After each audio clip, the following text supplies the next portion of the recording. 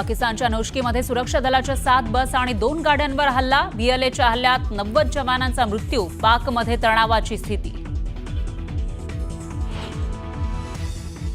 सुरेश धस यांनी घेतली खोक्याच्या कुटुंबियांची भेट। उघड्यावर संसार पडल्यानं कुटुंबियांकडून न्यायाची मागणी, तर ढाकणे कुटुंबियांसोबतही साधला संवाद।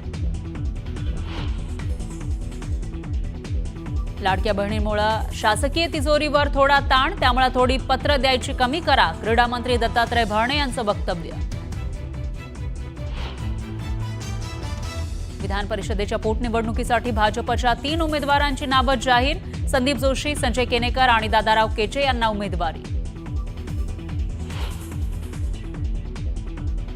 खासदार विशाल पाटील यांना चंद्रकांत पाटलांकडून भाजपमध्ये येण्याची ऑफर, तर मी कुठेही जाणार नाही, उर्वरित कालावधी अपक्ष म्हणूनच पूर्ण करणार, विशाल पाटलांचं उत्तर।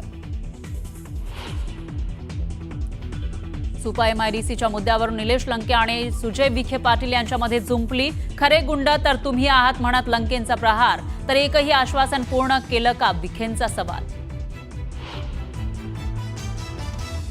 देश विभाजनाकडे चाललाय, 1947 सारखी परिस्थिती निर्माण, खासदार संजय राऊत यांचा सत्ताधाऱ्यांवर आरोप।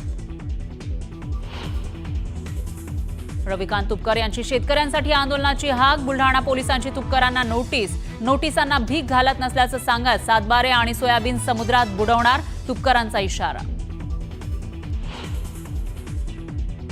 अमरावतीमध्ये हॉटेल व्यावसायिकाला खंडणी न दिल्यानं बेदम मारहाण, आरोपींवर कारवाई न केल्यास जीवाला धोका, हॉटेल व्यावसायिकाचा आरोप।